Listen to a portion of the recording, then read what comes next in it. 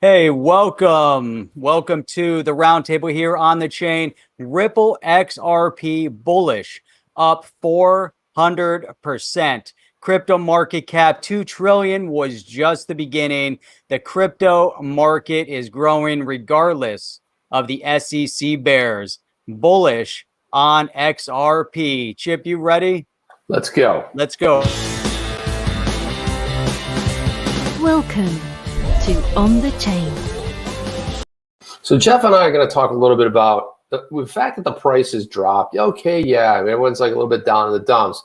But Jeff and I want to have a conversation tonight. We want to talk about the fundamentals. We want to talk about use case. We want to talk about one of the reasons as investors we took a look at XRP in the first place. Some of us a couple of days ago, some of us a couple of months ago, some of us years ago. So let's jump headfirst into the shallow end for maximum impact. And I want to go ahead and share this first one because I guess this one right here, Jeff, speaks very loudly when we start talking about use case.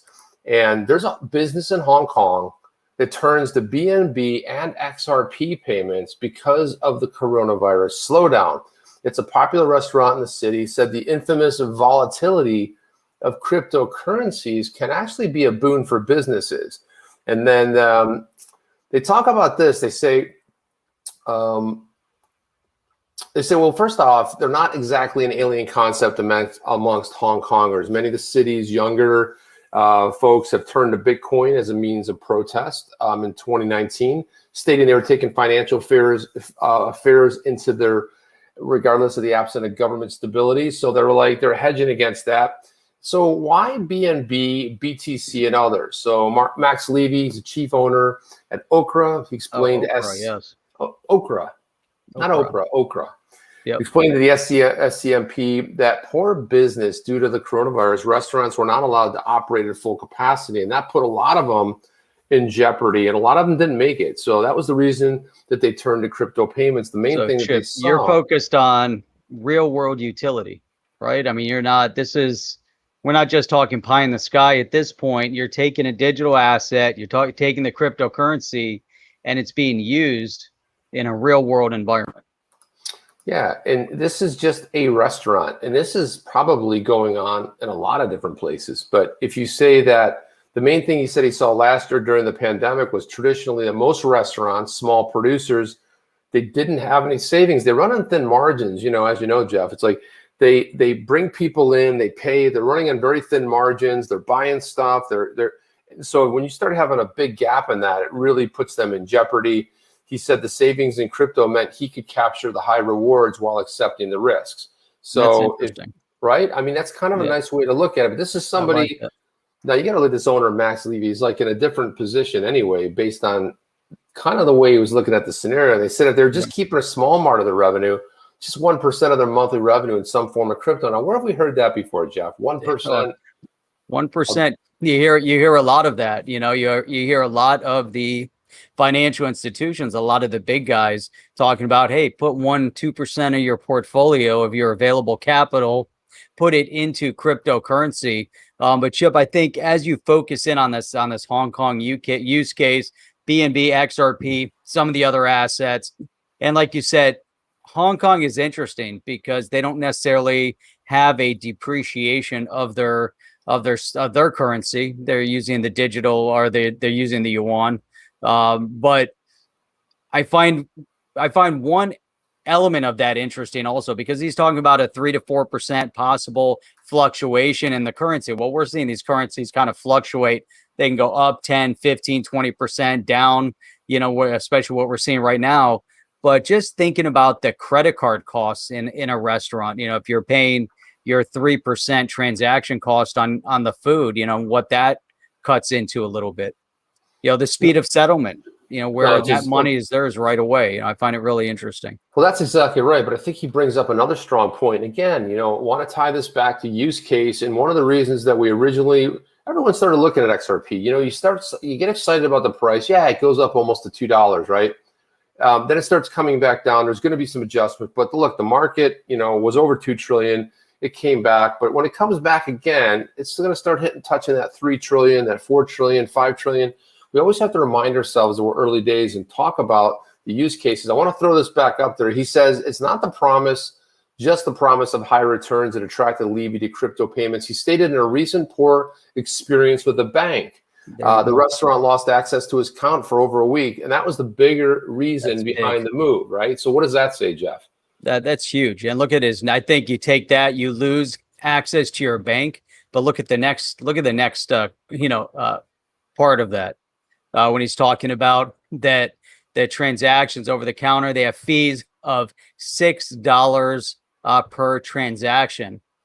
So instead of just fixing immediately, obviously it just hangs out there. So he has this cost of doing business, which has been increasing exponentially, and you can't afford it. And this is, I think, Chip, one of the elements that really, when you look at XRP or you look at some of these other assets, you look at some of the simplicity that's being created in the environment for a small business owner. Somebody comes in with their credit card and they can pay immediately with XRP, or maybe it's a USDC or whatever it might be, whatever they decide they want to use.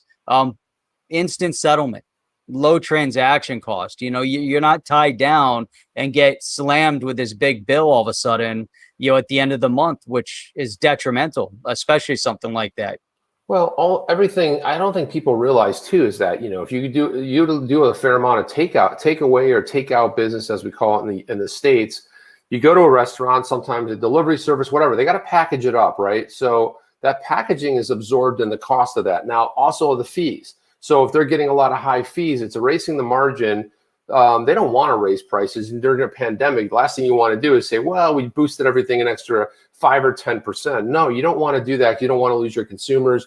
You don't want to be seen as maybe being a little bit overzealous with that. But the bottom line is they've got to take a lot of the costs and transfer it somewhere. And it has to go, either they're going to take the hit or someone else is going to take the hit. And this last one right here really nails it. It says fees on Bitcoin are comparable, if not more, while those on Ethereum run over $50. BNB, XRP, and BUSD are a saving grace in that regard because the fees are a few cents per transaction. With XRP, let's not kid ourselves, Jeff. I mean, we're talking about drops. We're talking about percentages, right. Tiny little percentages, like 3% of a penny of a USD, a penny. And when we look at it from that perspective, man, that's a huge saving. So that's just one business, but you got to imagine that this is happening in a lot of different places. It's kind of cool. The Crypto Slate kind of featured this one restaurant because they're really focusing on the use case. Why would retail want to use this? Why would retail be interested? Because of the low transaction fees and the instant settlement. Boom, I have it. Even if they're scanning a wallet, chef walks up, somebody has the wallet, they raise their phone, they scan it, they click it, 4 seconds, they have it. Now they don't have any settlements or issues or fees and all that garbage. Yeah, there's a lot to be said for all of that. I like it. And really, if you think of some of the areas of industry where crypto can catch on very quickly, and I believe it's going to be in the service part of the industry. So you're going to see it in the restaurant space, especially when it comes to leaving a tip, or like you said, just, settling on the bill real quickly. Yeah, I mean, at most places now you go out. I went out last night. Or the night before. Wait, what's today? Yeah, last night I went out. I'm losing track of days. And it's crowded, busy. It's the whole atmosphere. But it takes time to put your order in and wait for your bill. And there's ways to streamline it as well. With the online, it doesn't have that same personal touch. But the cash out experience, I don't have to give my credit card. They don't take my credit card to the back to process it. Everything can be done. Hey, let me scan your QR. Hey, that's awesome. There you go. Done. And I leave and everybody's happy. Exactly. And it's yeah, I mean, the whole idea too, I'm starting to see more and more retailers use those cool little point of, purchase type things where they flip it around or they twirl it. And I can just see it'd be super easy to, there's companies out there that are incorporating crypto into that. Flips up, so you select what you want to pay in. It throws up a little QR code. You pull out your phone, you go bloop, bloop, and it's there. It's done. Transaction done. And they have it. So I think we're going to start seeing so much more of this. And then just having that as an option on one of those machines, it's got the big touch screen. Cool. They flip it around. You have the option of like leaving a tip on there. You know, do you want it emailed to you? So I'm starting to see this being really popular. I just see that that's going to happen. And, you know, I want to jump into this other story too, because, you know, Inc. magazine, which, you know, used to be a pretty stellar magazine back in the day. I remember it when it was a paper sort of they used to do some pretty good stuff. And Brad Garlinghouse came out with 3 big predictions that I think, you know, we should sort of mini workshop here. He talked about you know, he wanted to talk a little bit about the future of cryptocurrency. So he says, you know, he's now in a crucial moment for the U.S. to establish itself as a leader in the booming crypto business. I like that. Look at young Brad Garlinghouse. Holy cow. He looks so weird unshaven. He looks like a little kid. It's like, come on, let me at him. Let me at him. Come on. Different. Holy cow. A little Bruce. I saw that article. You sent that article over, and I had to go. I was going through. I said, wait a minute. Let me go. Was that Brad Garlinghouse? Oh, look at this. This is great. This is really the reason we do it, Susie.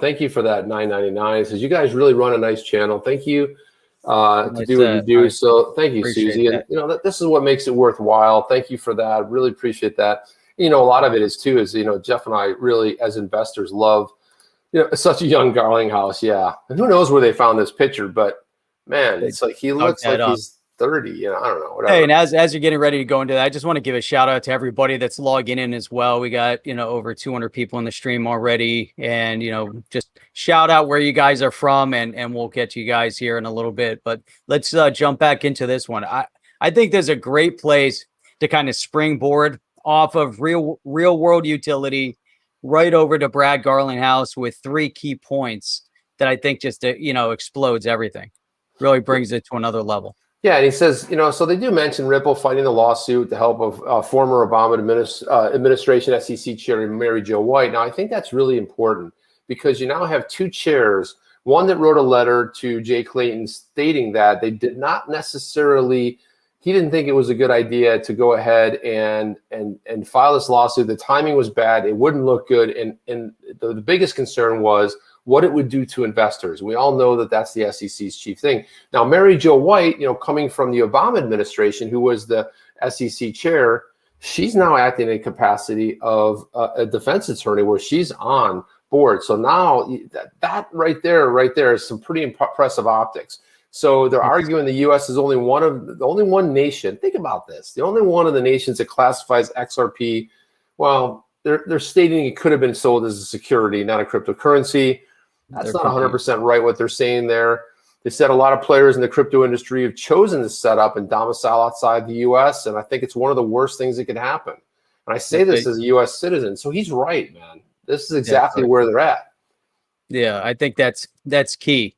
You know, think about the impact, you know, and he's 100% spot on. What I think is interesting, though, is that you have Mary Jo White from the Obama administration is now going to be up against Gensler from the Biden administration, and then the in-between. So those two are, you know, going to be butting heads. And then it was Jay Clayton from the Trump administration that kind of opened this whole thing up. You know, I think it's interesting to see the differencing of opinions, because Mary Jo White coming out of the SEC also to come to the defense of Ripple and basically come out with this, you know, the statements like, hey, no, Ripple is on the right page. Let's focus on what Ripple is doing. And you know, that's definitely key. But hey, Tiago Pinto says, hey, Jeff, sent you a message on Twitter. Hit me up so I can send you some stuff from Portugal. That's awesome, man. That's awesome. I appreciate that, Tiago. Yeah, we were talking about coffee a little bit yesterday, and Tiago said, hey, I can send you some espresso from Portugal. Yeah, by the way, hey, that's awesome. Tell me what the name of the #1 Portugal, the most consumed beverage. It's not a wine or something, but it's really nice. A little bit of a sweet. It's got a little nice tasting stuff in there. But I got that sitting in the bar as well. That was a gift over this past Christmas time. So let's jump back into it. He says cross-border payments and global partnerships will be crucial. Well, again, we're being reminded of what the use case is. One of the use cases, right? That's the important thing. And I think that John Deaton did a very good job, especially in the memorandum and all the way throughout the process of pointing out the fact that there's not like a use case like, well, it's a cryptocurrency. No, this drives a lot of different things. We've talked about the many use cases, but the fact is that Ripple, as a centralized company, using a decentralized asset named XRP, the whole idea of the cross-border payments and settlement. This is crucial, but guess what? This is what Ripple is up to. So if you play a big game and you cite in your official documents, you want to be the global currency, the bridged currency that's going to move all the money. I'm telling you, that's something you're taking on, right? That's another massive. Google in a different place, right, Jeff? That's not something small at all. It's all the money. No, it's all the money. It's all the money. It's definitely a major, it's a major move. And this is where there's pushback. And we've talked about it so many times on the channel. The pushback is that from the SEC perspective and beyond, it's not just the SEC that's focusing in on what Ripple is doing. So it becomes political to a whole different level outside of politics. When you're going up against SWIFT, you're displacing the mechanism that's been in place for 40 plus years, since 1974. And when you're displacing that mechanism that has 10,000 banks involved, you have many banks involved in that SWIFT entity. Now you're saying I'm disrupting all of this. I'm changing it. SWIFT is old school. We're now focused on this major movement, simplifying and let's call it cheapifying the movement of money, right? With instant settlement. So it's easy, cheaper, and quick. Yeah. I mean, that's amazing. You're like, yeah, without a doubt. No, you're cheap. Yeah. Well, cheap in a sense, inexpensive. I like cheapify. I like inexpensify.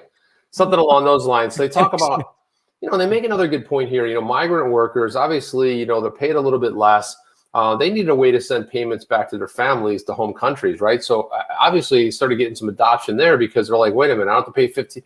Many are on banks, so they need a way. But, they all have a mobile phone in their pocket, and there's a way that they can do it. They also talked about, they hit upon the thing that MoneyGram was a major payment platform for migrants as well. And that, they lost that whole thing with MoneyGram, but I have a feeling that comes back sometime in the future. And then they bought a 40% stake in the Malaysian financial services company called Tranglo. Now, I think that's huge because I don't think people realize here how big this is over in Asia and how incredible the adoption has been there.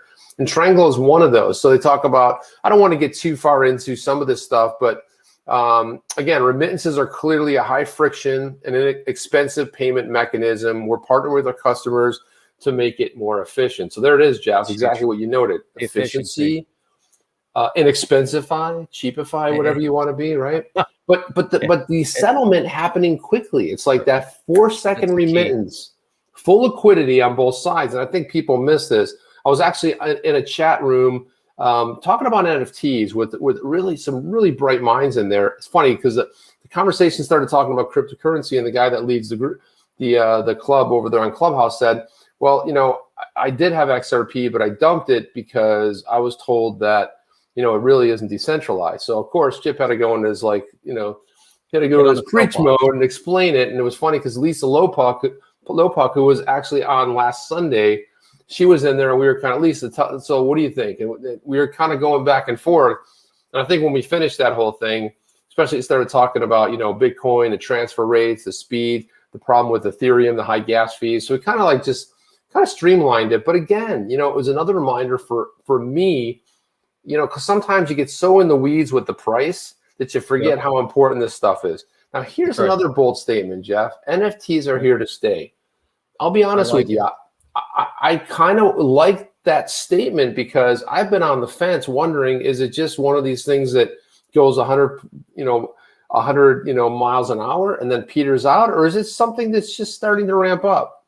Yeah, I believe it's something that it's ramping up. Hey, DJ Jarvis, we saw your comment there. We'll get to it here in a minute. We'll get through this and then we'll go over to DJ Jarvis's comment over here. Yeah, he talks about go ahead. I was saying, well, Garlinghouse talks about his baseball card collection. It's funny. I talk about cassettes. So I read an article. This is so weird. I get a box from my parents, and they go like, "Well, what's in it?" I don't know, stuff from your childhood. You know what was in it? I had a stamp collection when I was a kid, Jeff. There was like a family friend, and I used to we used to ride our bikes to the house and see what was. And then I just read something where old stamps have increased in value like something ridiculous.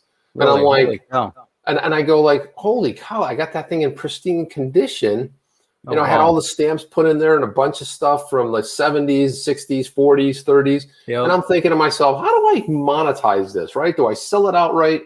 Do I make it an NFT?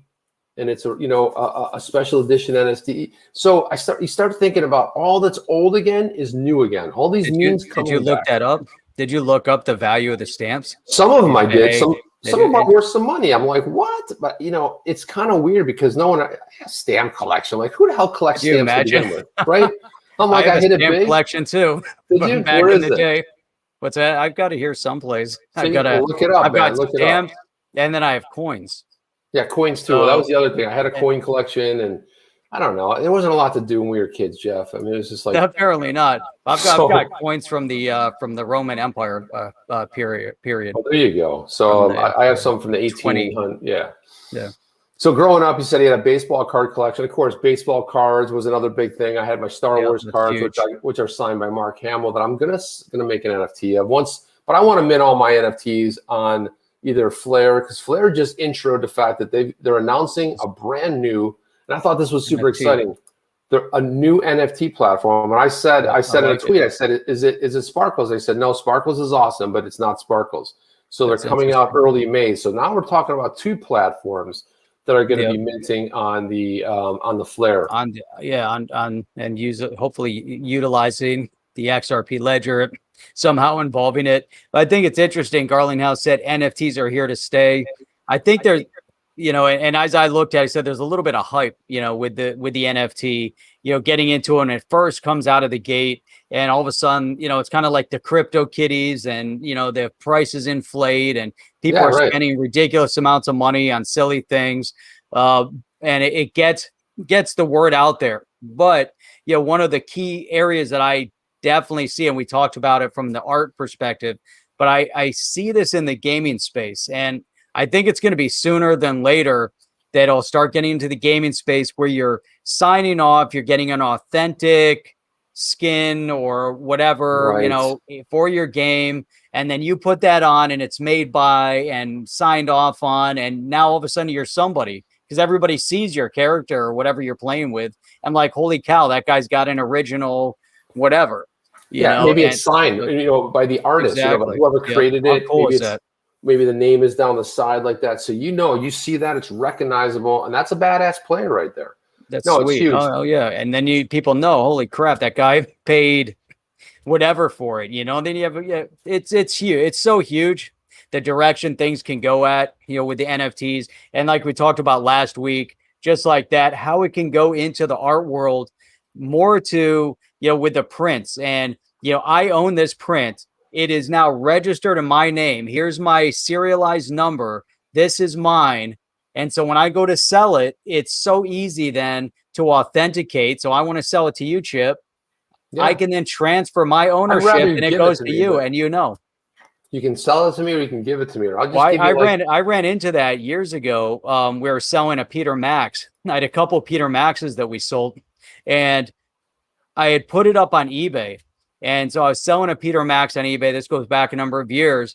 And I got dinged by the Peter Max Foundation that said it wasn't real. And I said, BS, it's not real. I have all the authentication from the gallery to prove that it was real. How are you telling me it's not real? They said, nope, you can't sell it. And I said, but it's real. But there you go. How do I prove? They said that my authentication was fake, although I had the authentication from the gallery they sold to. It was a whole process. But this is what Brad Garlinghouse is spot on with that. Yeah. Well, look, you're talking about here. He says if you're able to issue an NFT associated with every individual baseball card, every Peter Max original, maybe you get the original with the NFT. The traceability goes up, right? Because now we're talking about blockchain.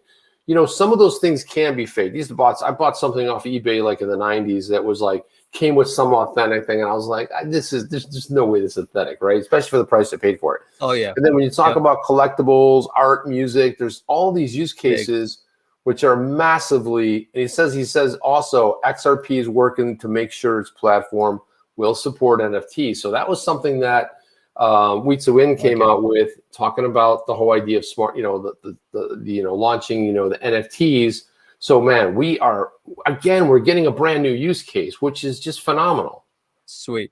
Yeah. Look at take this next one, Jeff. That one's big too. So, we got into, central banks getting involved in crypto, and we're going to talk a little bit about this later as well. But, when you look at it from a perspective of the central banks getting into their CBDCs, should they go CBDC, which is centralized, or should they go towards the digital currency that are more decentralized in nature, or some combination in between? But he's really focusing in on what China, Cambodia, the Bahamas, and others are doing. Then you have the Fed currently working with MIT to explore the feasibility of digital assets.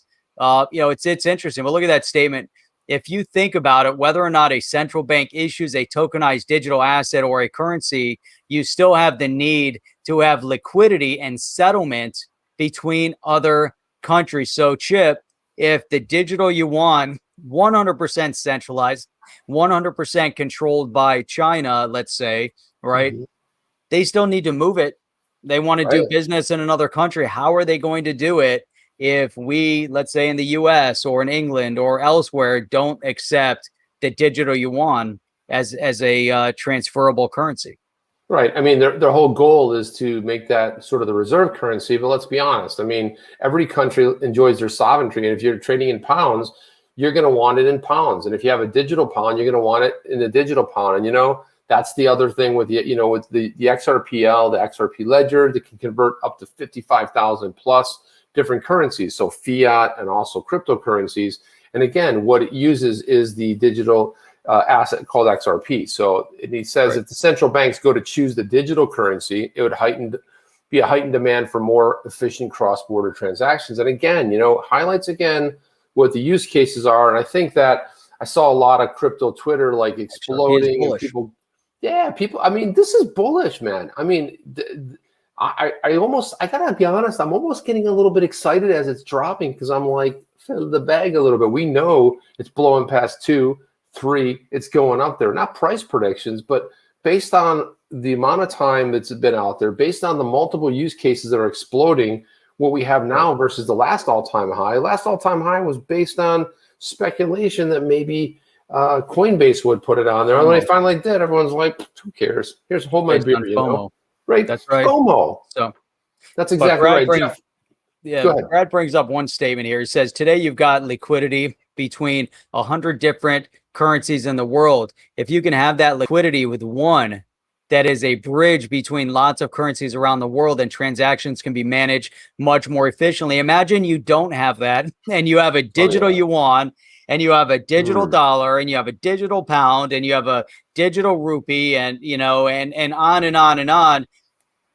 You still need Nostro Vostro accounts, because even though you have all this stuff, you still need liquidity. There's no liquidity. How are you going to facilitate the transaction of the currency if you're still moving it in your native sovereign currency? Yeah, you still need the rail. So let's go on to this one. Go ahead.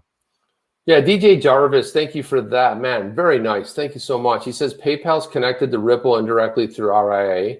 Interesting. Which is a Ripple partner. And then you have Zoom, which is a PayPal service used for instant global payments via the RIA. Now, Zoom, when you look at Zoom here, no, it's not the Zoom meetings. Zoom is something, it's cool because I've played around with the Zoom app a little bit because, my wife's from Chile, and I was like, wow, you really can inexpensively send money pretty fast using Zoom, XO. And it's cool because their app is really nice in the sense that you pick whatever your fiat is. You want to send USD or pounds or, euro, whatever it might be, Australian dollar. Then you click what the other currency you're sending it to. It's real nice. Tells you exactly what the fee is. There's no hidden fees. Tells you how it is. Kind of a cool thing. And then you have Zoom's the PayPal service, which is used for instant global payments via RIA. So, that's a nice connection right there, DJ Jarvis. Thank you for that. And guess what? This, again, Jeff, DJ Jarvis bringing up exactly what it is. It's like, so you see these little tiny connections that are there? They're strung along. Yeah, and PayPal's taking things to the next level. They're going all in crypto, and you see the direction. It's interesting because I can think about last year. I think we had talked about PayPal, and the question was, why is PayPal sitting on the sidelines? Why aren't they actively involved? Right, and then they're buying their time. They don't need to be the first ones in.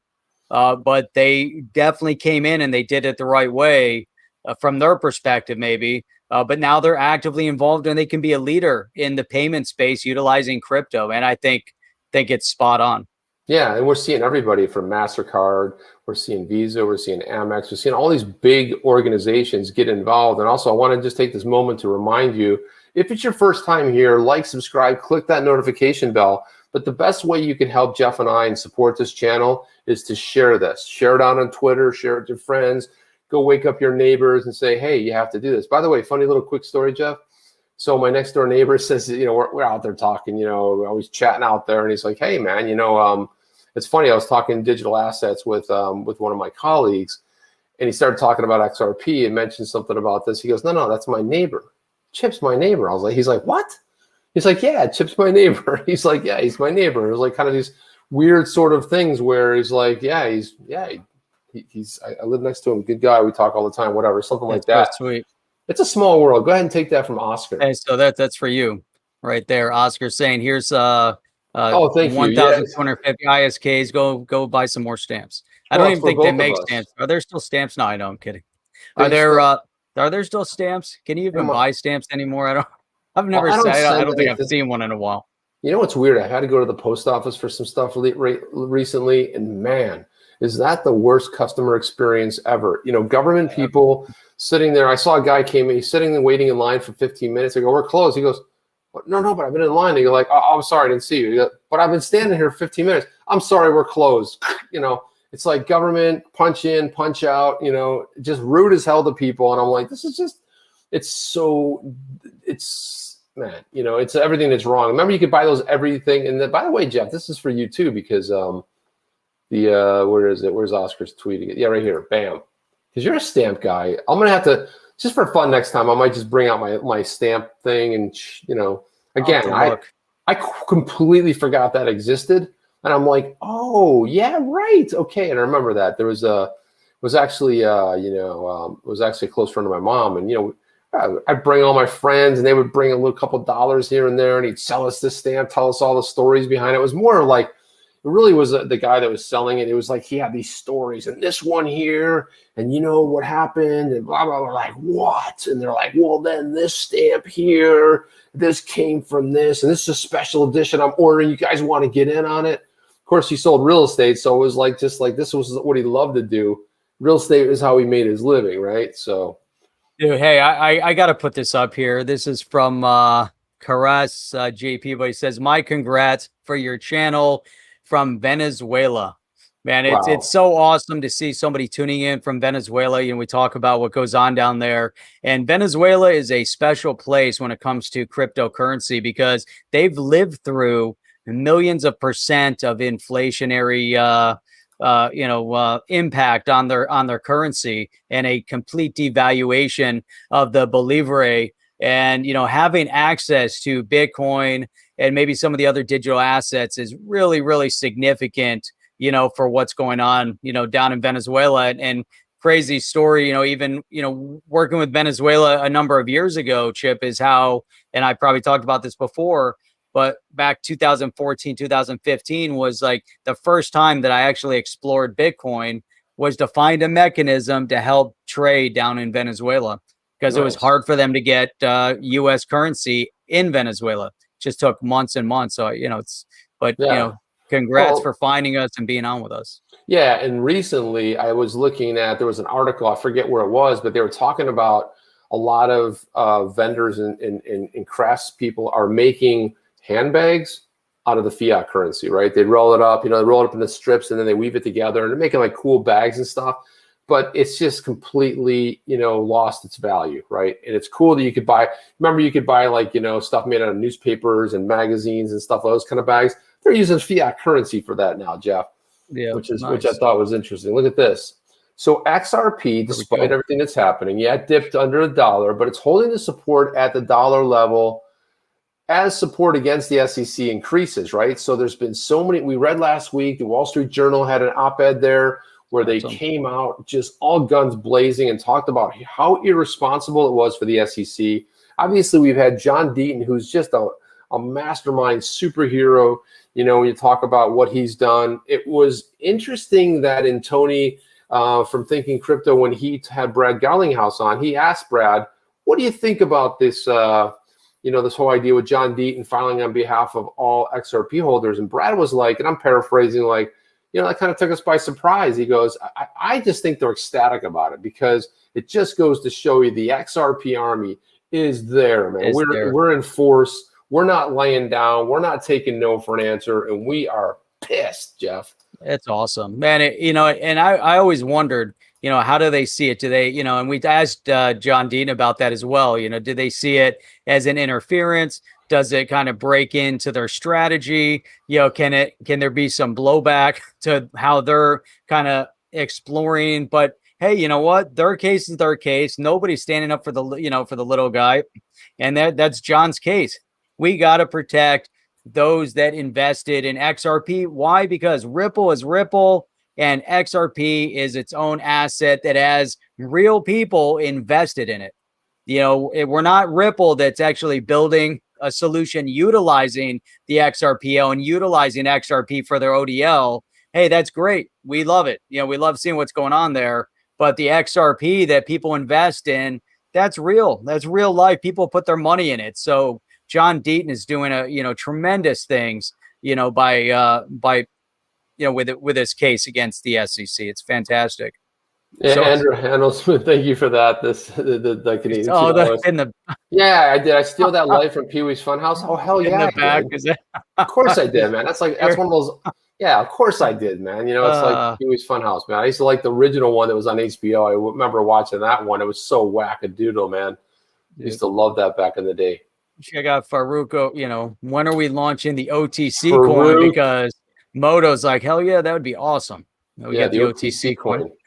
Or the believe Yeti it or coin. not, Jeff and I have talked about some pretty interesting use cases that we're not seeing tackled out there. So you know what? Never say never. Never say never. But it's gotta be something. And does it come with cassettes? Yeah, possibly. Quite possibly. It could come with cassettes. I think that's probably could come with cassettes. It comes free with a cassette. Cassettes, please.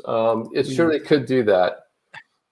Yeah. Wow. Yeah. So I was reading some of the other comments. So let's jump back to this story here. So the XRP's managed to hold above the dollar mark. Well, it dipped a little bit below earlier, but it was 95 cents a little while ago. It was, but it's back up to $1.07, at least at the time we're creating the video. So it says they've been battling with Securities and Exchange Commission several months already. However, XRP's seen a dramatic increase in price, right? That's right. And I want to talk about there's something else we're going to talk about in a little bit that addresses that.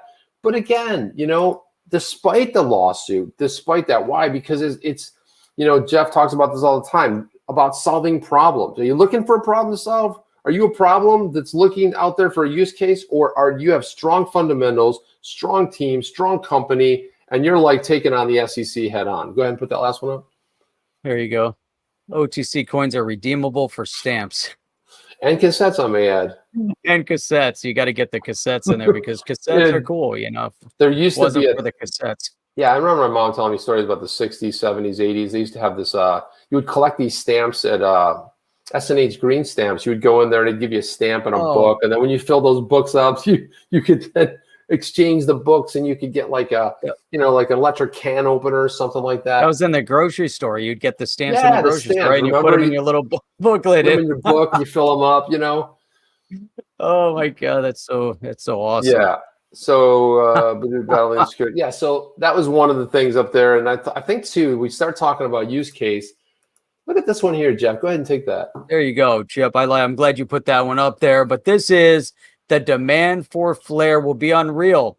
Hey, that's coming from the Flare community. So I hope that they're fired up and pumping Flare. There's so much going on with Flare. What's interesting about it, Chip, is that they did this, this snapshot airdrop idea of Spark started back in December, talking about creating excitement over the space and opening up the platform to allow people to start building on it. Like you said, NFTs. So you had Sparkle, but then they said, no, it's not Sparkle, but they are getting ready to roll out NFTs utilizing Flare. There's so much going on with the Flare network, more DeFi apps, but that's what's exciting. anytime you see that there's a platform that allows you to develop and build, especially tackling smart contracts, especially utilizing the Flare with the smart contracts for NFTs built into the ledger, somehow getting XRP involved in there. Not sure exactly how or where, but man, it is phenomenal. And I'm glad that we found that tweet to put it up there. Huge well, demand. also too, if you guys want to know what's going on in Flare, he does a great job. Flare community, anything you want to know about Flare, DeFi, and that whole space, his videos are absolutely phenomenal. So I would go ahead and just, if you go to YouTube or your favorite podcast, just type in there Flare community. It's awesome, man. PR, these guys are in the room next to each other. Yeah, we are. What did I say? Yeah, right next door. Right next door. About I just reach right over there, and Yeah, could you imagine that the hand goes through? Zoop, we're like right next to each other. That'd be hilarious. Yeah, right there. It's like like when they do the split screen, all of a sudden they move it over, and it's like one of those type of things. And and then the other thing, we talked a lot about this too, because a lot of people early days, and Jeff, you were like probably one of the thought leaders on this early days about off ramps, right? We talked about off ramps, and everyone's like, well, you need off ramps. And I know DA, I was there. Oh, thank you very much, Rob XRP. Appreciate that. CA5, appreciate that, man. Thank you very much. We talked a little bit about this, like this is what I think is coming, and this is what you want to be excited about. Look at this: staking rewards will double to almost 19 billion by 2022, and that's probably a conservative estimate. Yep. So it's on the rise, right? But think about the DeFi space in general, right? We're going to now be able to take, and I was talking to somebody today. They were talking about they bought some Doge really inexpensively, and this is somebody who's really steeped big time in the community. And I said, yeah, you're buying that. Why? Well, because want to be able to use Doge and go ahead and use it in Flare, right? So that you're going to be able to make more, generate, make some hay, make some things happen. And so Doge has a use case. Litecoin can go on there. It's going to come a time where there's going to be projects begging to be on Flare. They're going to be like, they're going to want a little action. The one that I think that people are going to, it's going to take them by surprise. The Bitcoin maxis, I think, are just going to be dropping down to the knees and saying, hey, look at that. I thought it was Space Invader, too. That's weird. It's Space Invader. Space Invader says his name's Jeff, too. Yeah. Anybody out there named Chip? Anybody out there named Chip? So, Chip. Obviously, Chip's not my first name, but I do use it. And so I go somewhere to pick something up, and I tell them Chip, and they're like, what? And I forget that on the app, it's always my first name, my favorite taco place. And they moved into this brand new building and everything. And they're like, don't have it. I'm like, no, come on, man. You have to have Chip. And I'm like, oh, yeah, it's my first name. Okay. He's like, oh, no, I have it right here. So it's like, sometimes I even forget. What the hell's my name, Jeff? Well, look at this. Staking no clue. Means pledging crypto to the network to help the blockchain validate the transaction. So staking rewards are set to double this year, according to a report by Stake. But here's the thing with the whole staking, the whole thing of validating transactions, again, we are becoming the bank, but not the bank the way we traditionally know. We're becoming the financial institution. We, the people, we start validating the crypto on networks and validating transactions. We're kind of using sort of us and being able to validate, whether you're running, let's say, a master node out there and you're using that to validate, you're using that to help decentralize whatever space, like the Pack coin recently is going with Gala Games and sort of like mixing up the validators just because they're decentralizing even further. The more you have, the more decentralization you have, right? Which makes it just incredibly phenomenal.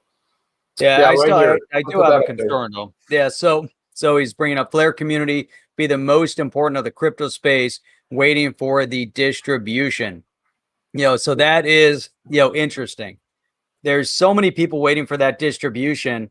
There's a lot of hype behind it. I think they're building. I believe that, Flare will develop and grow over time. I just don't know if people are putting too much into it in shorter period of time either. I believe in that they have a great technology. That's the only other side of it.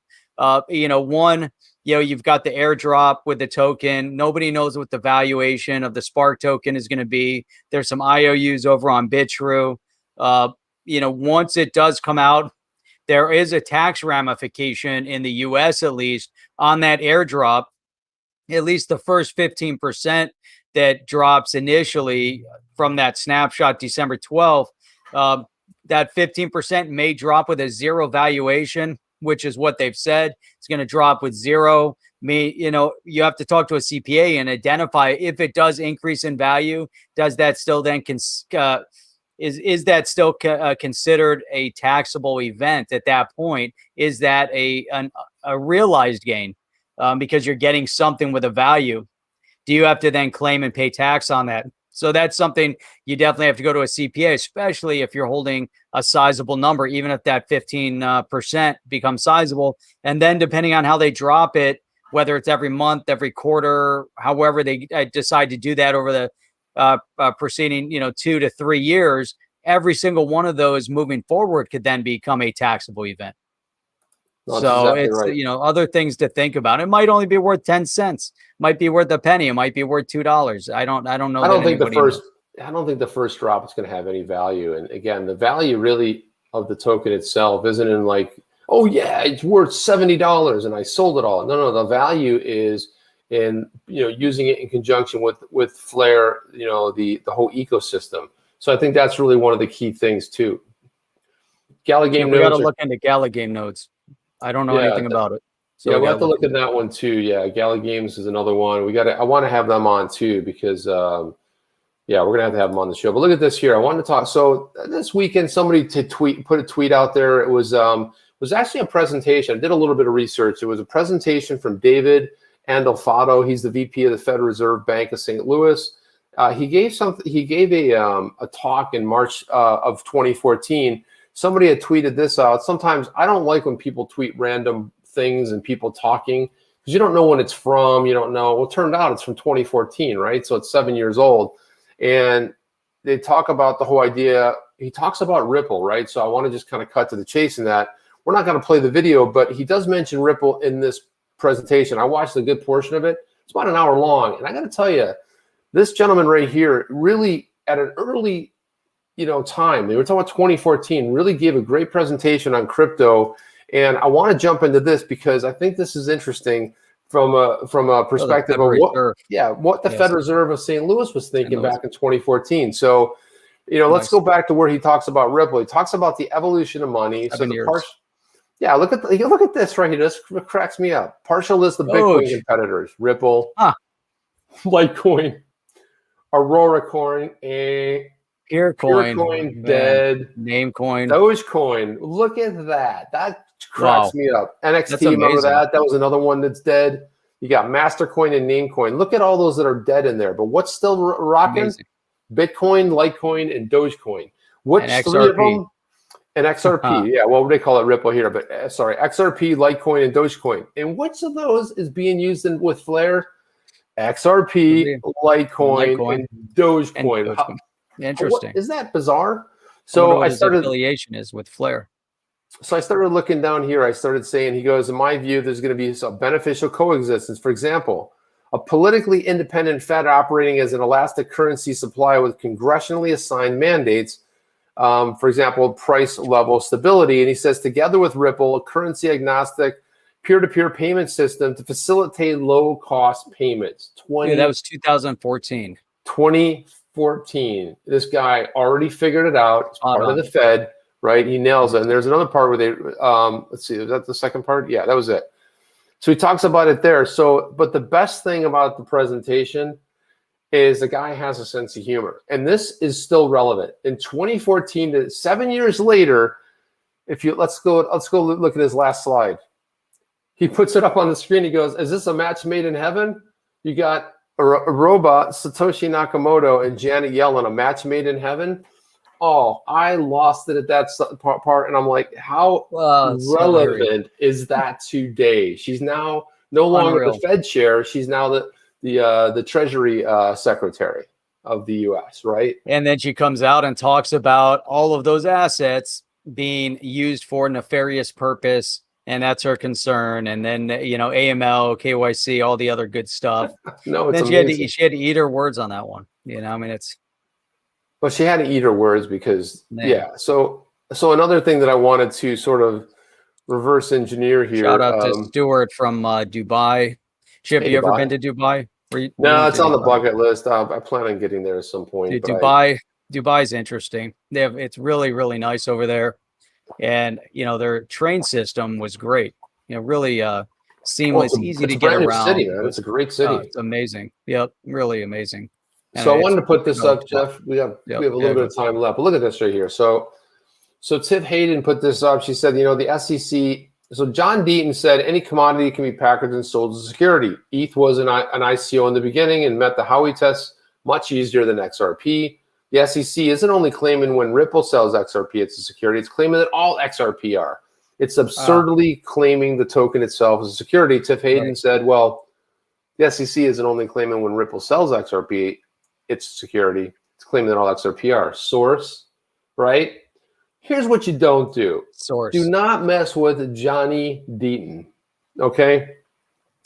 So John chimes in and says, well, the complaint filed by the SEC is the source. Right? Feel free to read it. Feel free to read it. XRP holders motion to intervene, written by Johnny Deaton on behalf of XRP. Off the top of my head. Paragraph 293 reads, the nature of XRP itself.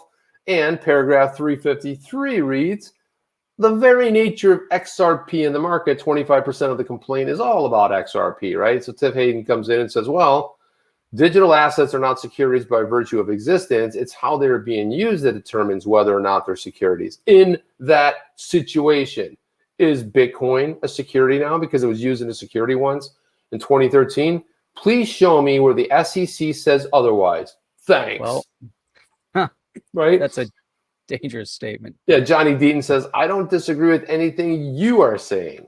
If that was what the SEC was only claiming, then there wouldn't be a motion currently before the court. Like I said, you're free to read our motion to intervene, right? That's right. I read your, look at this. This is I read your motion, sadly. Sadly because she didn't understand it. Sadly because she missed all those statements because she didn't see it. Or is she saying sadly because, she disagrees with him? That's just, what does that really mean? I read your motion. Sadly. Well, it doesn't sound good. It has a sort of a negative connotation. If you know anything about Tiffany Hayden, she started out as a BTC maxi. Actually, one of my really close buddies is a BTC maxi. Hung out with her at plenty of the big BTC events and all the big BTC maxi people that you know and love. Also, then she transitioned over and started hobnobbing with all the Ripple folk. And she became an XRP maxi, an XRP. Then she got real angry one day and sold it all and went into a tirade on Twitter and started yelling at people and saying how. And then she moved over to XLM. The next thing you know, she's showing up in photos with Jeb McCaleb. So I don't know what's going on there. All I do know is that John E. Deaton is working it. He deserves the best things in life. So grateful. Yeah. That's how you. That's a nice statement, man. Look at that nice statement. It's awesome. Oh, my rock and roll. I love that, man. It's so cool. So then Cloudy Pips. And by the way, that name right there, I don't know who this is, but Cloudy Pips is a really awesome name. It's like Cloudy Pips then chimed in and said, you need self-improvement. She said, you need to grow a spine. Oh my, you need to grow a spine. Yeah. Maybe you need to. Good comeback, man. You need a spine. So then Johnny Deaton jumps in. He says, then I'm not sure what your point is because my motion, I say what the SEC is claiming is that the oranges or the orange grows were the securities, which is what you just said. I didn't write the complaint. The SEC did, right? Oh, that's brilliant. I love it. Throat punches. Then he chimes in and says, as for another source to show, I'm not misinterpreting what the SEC is claiming in the case. Hester Pierce. Pretty good source, right? In her interview below with Tony from Thinking Crypto, she said, we at the SEC tend to think of the token itself as the security and probably shouldn't. Really? No kidding. Wait, did she say that in her official capacity? No, probably not. Or in her personal capacity? I think it was an outside of the SEC, even though we're talking like we at the SEC, but not we, me. But not that we, right, including her in official capacity where it probably shouldn't, but they do think of it. Yeah. Okay. Exactly. Gotcha. So then she comes back in, she Confusing. says, maybe the missing 32,000 ledgers always make XRP a security, but the same is not true for Bitcoin and ETH. I don't know what she's talking about, What? Jeff. What? I don't get it. I don't know. I think what's missing here is reason and logic, but I could And be then, well, wrong. here she kind of explained it. You know, that BTC has already been declared a security once in court because of the way it was used, right? And that difference between ETH, BTC, and XRP, among other things, is that only XRP is missing the first 32,000 ledgers. It's blocks. It's not ledgers. It's the blocks. Well, yeah, okay, great, okay, but so they came out of the gate. They had a little bit of remember, they inherited it. They acquired it. They didn't spin it up. It wasn't like they spun it up. They took the currency. I forgot what it was called back in the day. I'm sure they know in the chat. But again, this whole idea that she's, I don't know. I mean, sometimes people just come to fight. Come on, let's fight. And they just start, and I'm like, what are we fighting about anymore? Apex, remember, Tiffany is probably a sociopath. So Deaton and others just feed her ego. Don't feed the sociopaths. Oh my God, that's awesome. Yeah. So anyway, I thought that was a fun little exchange back and forth, and I think he nailed it absolutely 100%. Go ahead and take that, Jeff. I like that, Reg. Unless the SEC officials say that they are speaking on behalf of the SEC, then they could be nailed. There is case law to this on other officials, Clayton and Hinman, right? When they came, they come out, so they have to really come out and specifically state that they're saying that. But it was interesting. The other day I was reading, or when we were on, I think it was Thursday night, and I read that statement that basically singles out that even if they come out and make a statement, it still doesn't become anything. I mean, unless it goes to court and the judge rules on an outcome, or if a law is then drafted by Congress, right? Whatever goes on with the SEC, they're just abiding by the laws on the books, and they're trying to make decisions based on that. But they can't come out directly and really specify Bitcoin is a security or not. The fact that they kind of said it in passing in his personal capacity, not official capacity, so it's still an unknown variable. We still don't know. Yeah, it's so confusing. Really, yeah, if I could, Jeff, I want to jump to this, and so we're running out of time here. So I want to talk to this because this brings up use case once again. You got Cypress 4.0, company called No Banks gets Cypress online with crypto. And you remember what happened when Cypress was burning down back in, I think it was like 2013, 2012 or something like that. There was a run on the banks. By the way, look at that, smiling. So I want to just focus on this one line right here. In Cypress, we have cash payments, we have card payments, but we're totally lacking when it comes down to alternative payment methods. There are mobile payments, but that requires a lot of infrastructure. In Asia, payments via ATM are also popular, but that's something Cyprus will not have for a very long time. Then you got countries like Estonia, the UK, Singapore, which are leading the way in alternative payments. And I think it's time for Cyprus to have the ability 100%. To catch up. So that was just one little thing where it's huge. And I love the fact that he called it No Banks. It's like a take of no banks. You don't want to have a bank. It's really cool. It's awesome, man, because you get Cyprus, Turkey, Lebanon, and the list goes on. I mean, there's more. And you look at how the disruption in their economies due to the banks. Like in Lebanon, run on the banks. Turkey, things were kind of flipped upside down. Now Cyprus, he definitely hits it. I mean, it just spot on, 100% spot on. Hey, does Andrew, he lives next to, is that Windsor, meaning Windsor. Detroit, or are you in Canada? So Windsor, if you're next to Windsor in Canada, then you're next to Detroit. Right across the bridge there. Yeah, right across the bridge. Yeah, nice.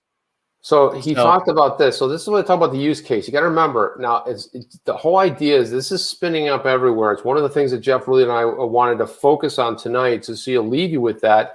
He said the idea behind No Banks was to leverage the infrastructure, have a basic API. You go to any company in Cyprus and say, hey, now you can pay online with what?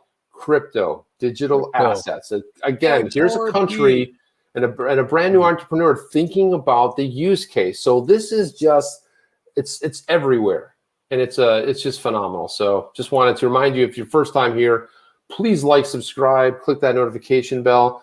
Also, the best way you can help this channel, you like what you see here, you enjoy it, best way to support us, share the video. Share with your friends, share it on crypto, Twitter, whatever, on Instagram, wherever you want to share it, but share it and share it widely. And that gets more people here, and we have great conversations. So we love it. Yeah, just a shout out to everybody here. You guys are amazing. 400 people on the stream with us right now. Thank you guys for your support. Those questions that everybody's plugging in, the conversations as we're kind of smiling and laughing as things go. You guys have amazing comments and questions. We have people from all over the world, as you guys could see. I mean, it's amazing. Someone see them bouncing from Thailand and Dubai and Canada and Venezuela and the other parts of South America and, all over Europe and all over the US. So just outstanding to see everybody. And we do stream, Chip, did you say 6 days a week? I did. Sunday through Thursday at 8 p.m. Eastern Standard Time. So tomorrow is another night, which happens to be Monday night, and we'll be back at 8 p.m. Eastern Standard Time right here exclusively on the chain. Are you down with OTC? Please like, subscribe, and click the bell to be notified when the next video drops.